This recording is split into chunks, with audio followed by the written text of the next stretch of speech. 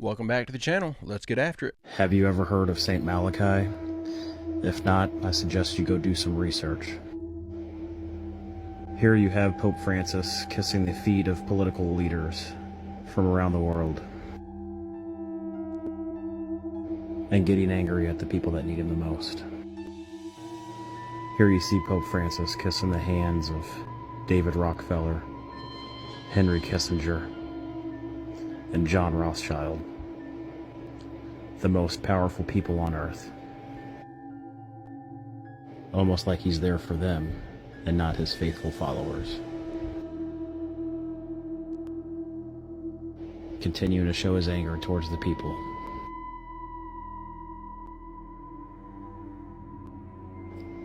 In the year 1139, Archbishop Malachi received visions of the future that included the name of 112 more popes who would rule until the end of time. His visions of the next 112 popes ended with Peter the Roman, by which then the dreadful judge would judge his people. The end.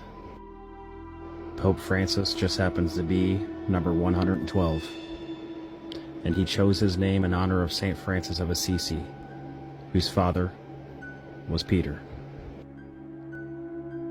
Most, if not all, of Saint Malachi's predictions came true and are spot on, and I encourage you to research his predictions.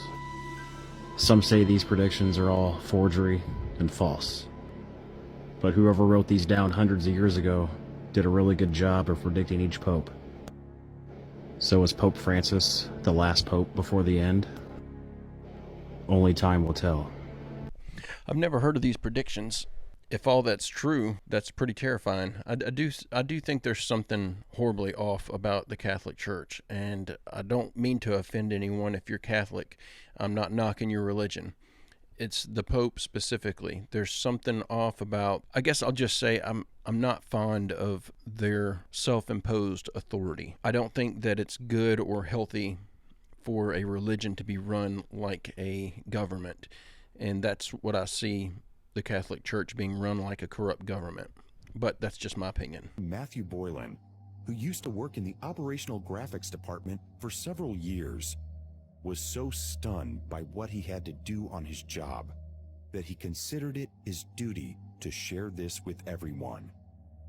He revealed that the images of the Earth we have ever seen are drawn or made with graphics. He's basically explaining the flat Earth and how it works. And he literally drew the UN flag.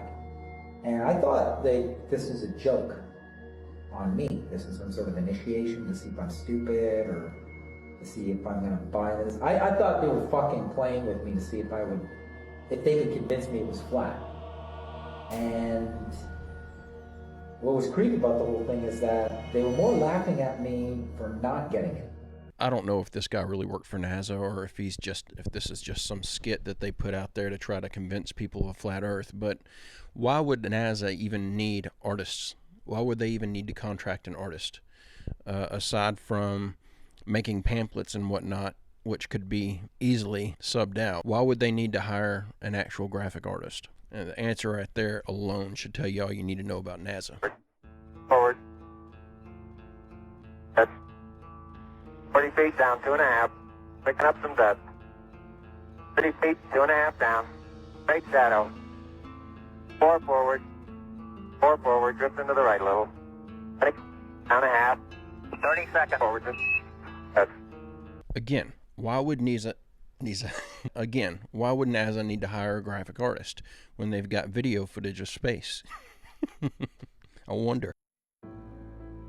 And there you have it.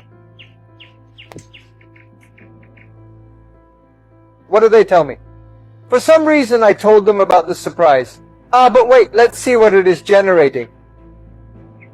Here I have a little gadget. Let's connect it.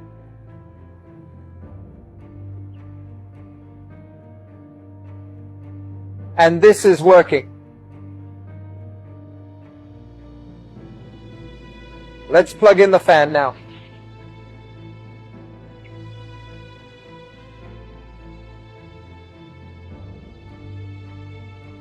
And now it's up and running. The only thing missing would be putting on my socks. As you can see, this is an infinite generator. Now, let's continue with this.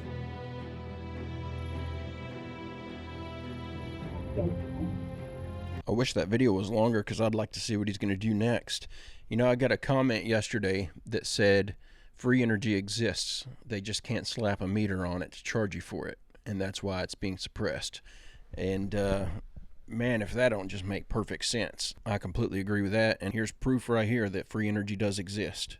Free energy machines can be made, and apparently you can make them your own self with a wheelchair wheel and some bottles of Kool-Aid. I may actually try to make one of those. I guess you'd have to have a small motor or something to transfer that energy to, but it looks like a fun little weekend project. You can open up any English Bible to this day and go to Genesis 1:26, and it'll read, "And God said, let us make man in our image after our likeness." There is plurality there. If you were to ask any theologian or whatever and be like, why is there plurality there? They will give you some cute answer like it's God talking to himself or God talking to Jesus or whatever. But that's not the truth. The reason there's plurality there is because the word that was used in the Hebrew text, the original, was not God. The word that was used was Elohim. And Elohim is a plural word, meaning the powerful ones. So if you go back and read Genesis 1:26 with that in mind, now you're reading, the powerful ones said, let us make man in our image after our likeness. The powerful ones are the Anunnaki. The people who wrote the Bible, they were from the Middle East. You know, they lived in that area. They lived closer in time to the Babylonians, to ancient Sumeria and all that. So the Sumerians were their ancestors. They knew those tales by heart. You know, I know there's a lot of words that are mistranslated in Scripture, and that could very well be one of them. But would that not change the entirety of the book of the Bible? It would mean that God didn't create man. God created angels, and angels created man, and then God gave us the opportunity to one day live in paradise. But that just doesn't make any sense. Yeah, honestly, I don't know how I feel about that clip.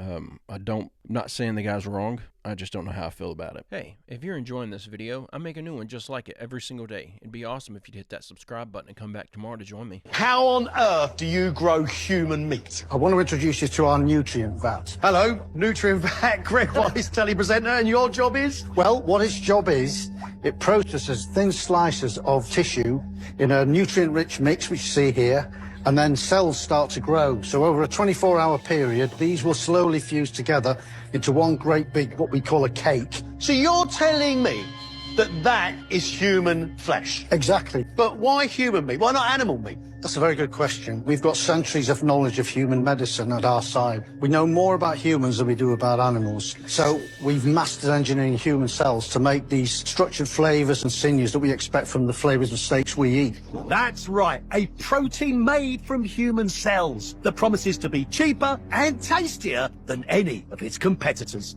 I'm Greg Wallace, and I'm off to visit Good Harvest, where a whopping 6 tons of human meat is engineered every day. That is stunning. With the promise of cheap meat for all, it may well be the meaty miracle we need. And what's terrifying is in the U.S., they would slap that right there on the shelf next to all the other regular meat in Walmart and put Made in the USA on it. And they wouldn't tell you that it was human-grown tissue. That's disgusting. They're trying to normalize cannibalism. It's getting scary just going grocery shopping out there anymore. When you see someone like the Pope, and he's got the staff with the pine cone on it, not only is that interesting, but he's wearing a mitre hat. That hat he wears is the same hat that the Nomo and Awanas wore in that symbolic way to show their influences to those civilizations.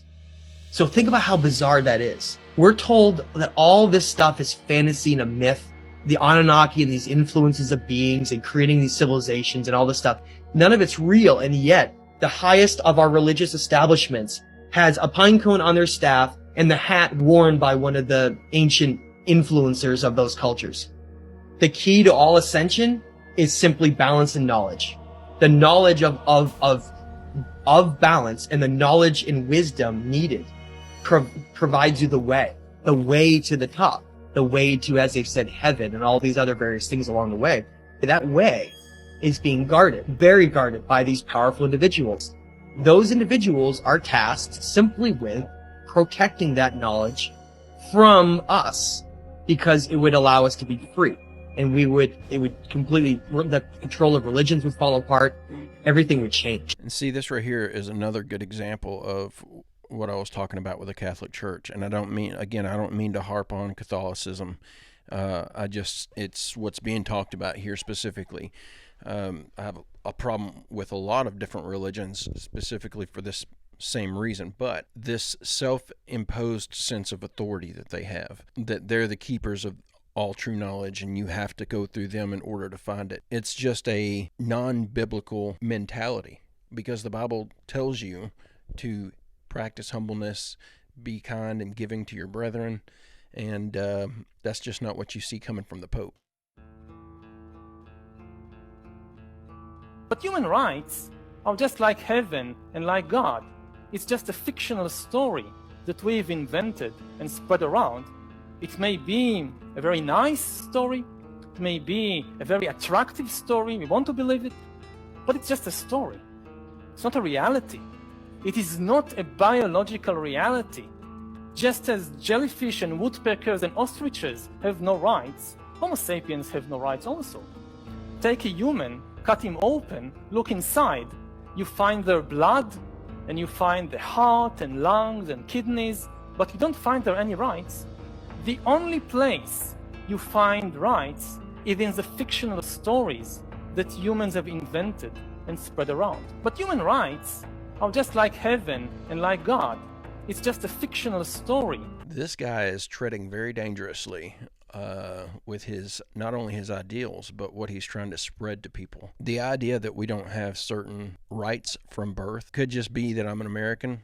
And so it's been ingrained in me my entire life to think differently, but I believe in certain inalienable human rights. The right to freedom, the right to life, the right to self-protection, and the right to have dominion over my own well-being. I think that guy's a Looney Tune, and that guy's a regular speaker at the World Economic Forum, so that's pretty terrifying. Everyone, I'm a little under the weather today, and so I'll be quick. I just loved that video from No Don K Records yesterday, proving the Earth is flat at an alleged height of 62.4 miles, or 329,472 feet. That is an absolute killer of the silly globe. But today, there was another great video from Level Earth Observer, where he showed a clip from Action Lab evincing that a rocket will not work in a vacuum. Therefore, a rocket would never be able to go to what they claim is outer space. I haven't explored this issue for a long time, and so this was a lot of fun to see. This is the clip from Level Earth Observer's video if you haven't seen it. It can't be more obvious. The makeshift rocket doesn't move until the gases hit the wall of the vacuum chamber. It needs something to push off of. As I was searching for the original source video, I found a similar one. Take a look. Again, the model rocket engine does not produce any movement until it has something to push off of. In this case, the gases emitted from the model rocket engine, which are hitting the rear wall of the chamber. Anyways, thanks for watching. This is something I've never really thought about until seeing this video. How do rockets propel themselves in the vacuum of space if there's nothing there for them to propel against, to push off from? Yeah, how would you ever get momentum? That doesn't make any sense. You're already, let's say that you break through the atmosphere and enter the vacuum of space. You're already going a certain very fast speed. So is the propulsion just a continuance of that? Because now you can't slow yourself down. But how would you slow yourself down if you're fixing to land on a planet? Well, never mind. That makes perfect sense because you'd be within that planet's atmosphere. But anyway, how do you propel yourself in space? Anybody know? Let me know in the comments. What the fuck?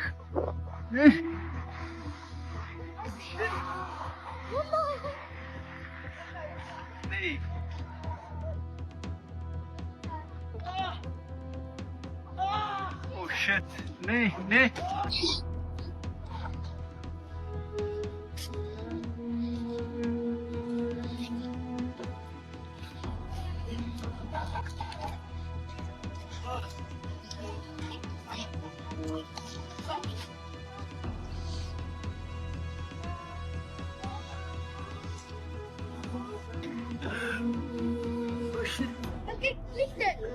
What the fuck?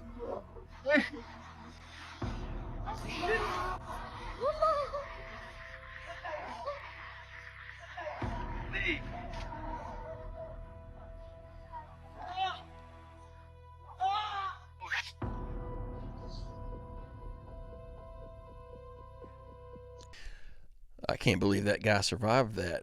I would have thought that was someone jumping out of the plane at first with the parachute, but looks like he just threw his coat out the window or something. Probably stuck his ID in there and threw it out in case he blew up at the bottom so they'd be able to identify him. Man, that's I bet dude's shaking. If I put a subwoofer under a glass top table and I put a brick on it, it's going to move. It's going to move. You know, and so do you think, is that how it did? Did they create some type of frequency and vibration, which... Yeah. There's a famous Sumerian cylinder scroll. I'm going to send you a copy of this image. You see an Anunnaki god, you call him a god with a lowercase g, it ain't the God. Okay, we know God is a god for real, but that ain't the God. They called him a god because these people didn't understand. These people had advanced technology. He's sitting on this box. This box has a symbol for magnetism on it, okay, and this ancient Sumerian tablet. And then, so he's sitting here with this box. There's this tripod thing up in the air, and it's got this disc. Underneath the disc is a gigantic stone table, and as human beings, you can tell they're human because their height compared to this guy, they're tiny, and a human is picking it up with one hand. That disc is a cymatic frequency.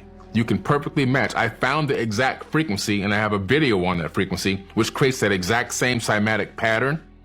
And so that cymatic pattern and magnetism in some way reduce the weight of that gigantic stone table, allowing an average normal human being to pick it up with one hand. I'm going to send you this image. Pretty interesting stuff. So when you now say, well, how do they do all this? Cymatic frequencies and magnetism, electromagnetism and cymatic frequencies, in some way together, they combine those two things to reduce the weight. They didn't make them completely weightless, but they significantly reduced the weight of a lot of the stones. The second thing is, Thoth gives away something else in the Emerald Tablets. He utilizes cymatic frequencies and photons to manifest solid matter. Now that sounds crazy in ancient tablets, but guess what happened 2 years ago? In a laboratory, in the world we live in right now, scientists got together and they combined cymatic frequencies and photons, and for the first time ever created solid matter. That's in physics.org. Wow. So where did that happen? That happened, I believe it was in the UK. Okay. Yeah, and I'll give you the link to all this stuff. So pretty interesting, right? So the tablets keep getting proven by modern science. This is why I keep going back to the tablets, because wait a minute. This guy says this then. So this, if you've watched my channel for any length of time, you know I'm very, very, very, very interested in frequencies and using the potential of using frequencies to lift heavy objects. I'm fascinated by the idea of it, and this is the first time I've heard someone talk about that. That's just always been a theory in my mind that that's how they did it. That's how they built the pyramids. That's how they made these massive monolithic structures. To hear that there's actual evidence that points in that direction, it gets me giddy. If I'm being honest, wish I was smart enough and had the know-how to start running experiments and try to figure out some of this frequency stuff, because it's a bit infuriating that we're not running more experiments trying to understand this direction of technology.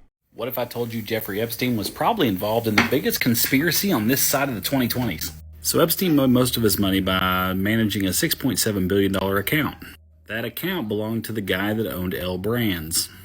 You may know it as Victoria's Secret or Bath & Body Works. He also consistently had meetings with a lot of really high-up people. One of those people was the director of shipping for FedEx. L Brands is one of the highest sellers on Wayfair. Way back in 2020, Wayfair was supposedly shipping victims of trafficking that were ordered on the side under the pseudonyms of a $15,000 chest or a $25,000 table. Better be made of gold. So wrap it all together, and what if Jeffrey Epstein used his connections with L Brands to sell products through Wayfair that were really trafficking victims, or hell, even purchase them? FedEx would set up a special delivery option and send one or two trusted people to make sure that this gets handled. Because remember, the director of FedEx was a really close friend to Epstein. They had many meetings. And the guy that owned Bath & Body Works and Victoria's Secret and all that stuff at the time, well, they were close too. And Wayfair sells a lot of stuff, but some of their stuff, just like Walmart, is shipped by another company. It kind of adds up, especially whenever you add in the fact that Wayfair had its largest profit share from 2015 to 2017. So did Jeffrey Epstein. And the guy on the board of FedEx, well, let's just say that he bought a lot of nice stuff. Then somebody blows a whistle in 2020 because right now you can't go on Wayfair and buy a $25,000 seat or a $15,000 bench. And even after Jeffrey Epstein was convicted of his charges, he was still making money from these companies. So before everybody gets up on their high horse and they're like, oh, well, I'm not shopping here because they involved in this or they don't support that. Just remember, when your wife takes off that robe on Valentine's Day, she's wearing something that was heavily associated with Jeffrey Epstein. But it could all be bullshit, so I don't know. Make up your own mind. Just too much of it adds up too easy, because the question in 2020 was, well, how would we ship it? Well, that's been answered, so... This makes pretty good sense, pretty logical sense. I don't want to comment on this too much because I feel like it's a very touchy subject, and I don't want to get demonetized or something like that. I'll just say there's certain things I'm going to stay away from, but thought it was very interesting and thought you might like to hear that theory because it sounds pretty legit. What's interesting to me about these is that they're some of the earliest types of artifacts that we find, and these vases display just astonishing aspects of precision and engineering. There's always these sort of arguments, well, can you do this by hand, can you not? So recently, there's been some work done. I've been working with a couple of guys. They're qualified, professional metrologists. They work for Rolls-Royce in Indianapolis. They've got their hands on a pre-dynastic Egyptian vase. And for the first time, they've actually been able to scan this thing using a structured light scanner and define the specific elements of precision on it. And it's just astounding. It's within 0.003 of an inch of being basically perfectly flat. But that's 0.003 of an inch. 0.003 of an inch. How perpendicular is this cylinder on its axis relative to the top of the vase? Within 1/1000th of an inch.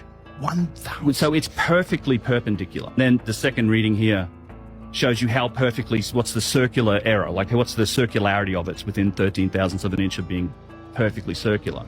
How are you going to do that by hand? Well, you can't. So to give you an example, so 1,000th of an inch, if you take a sheet of printer paper like this, that's about 7.5 thousandths thick. Holy human hair, 2 to 3,000ths of an inch. So it's half A the human size of a human hair. Within of being perfect. Of being within- perfect. Yes. So Holy. to bed, like these things had to have been made on a machine. Yeah, they could have been made on a machine, or just to throw in an idea out there, they were talking about that the Anunnaki had the ability to create matter out of, essentially creating matter out of nothing, out of thin air. Were these intentionally materialized objects? Maybe they weren't machined. Maybe they were just, poof, brought into existence. Probably not. But it's an idea. Apparently, we've proven that that is a thing and can happen now, so why couldn't it have happened back then? A lot of people get confused about who and what the Anunnaki actually are. They tend to want to give the Anunnaki a specific gender or race in a lot of cases, but it's not. Anunnaki, the term, it's a term, it's not a name. The term Anunnaki is actually a generalized term to describe beings that are not from Earth. Right, so if you and I travel to another solar system, or maybe even to Mars, and we met Martians, and they say, hey guys, where are you from? We're not going to say Miami, right? My name is Billy Carson, and I'm a male from Miami, Florida. They're going to be like, who? We're just going to say Earthlings. And so the term Anunnaki, the way it was defined by the Sumerians, it was that it's a generalized term of those who came from heaven to earth. And that term has made it into many other texts in various alterations. Even in the Bible, it says they call them the Anak, the A-N-A-K, and they're calling these people megalithic giants. They say that these people are so big that we were grasshoppers in their eyesight. That's in the Bible. In ancient Egypt, they call them Minitiru. They say that the gods who came from heaven to earth, same exact terminology, and turned mud into a kingdom. Now, when you look deeper into where these people came from, you start to go through a lot of various different texts, and you begin to realize it's not just one group of people that came from one planet. It appears to be a group of people that came from multiple planets, even multiple solar systems, according to the ancient text, not according to Billy Carson. I thought this one was interesting because we talk about the Anunnaki on here like almost every video. I've never seen just a straightforward description of who they are and who they were believed to have been. Thought that was interesting for that, just simply for that. But I'm going to go ahead and call it here, guys. That's the end of this video. I hope you enjoyed the clips that we watched today. And I wanted to ask you all, when I do video 100, I would like to do something a little special. Just to mark the occasion. So if anyone has any ideas, I can't reply to every comment, but I try to read as many of them as I possibly can. If I've read your comment, I usually will put a like on it just to let you know that I did read it. But if anyone has any ideas for what I could do for a special episode for episode 100, I would appreciate any and all ideas, because I know that if I just depend on myself, I'm working on a lot less brain power than if I get you guys involved in it too. But that's the end of the video, guys. I hope you have a great, safe, fantastic rest of your day, and I will see you tomorrow.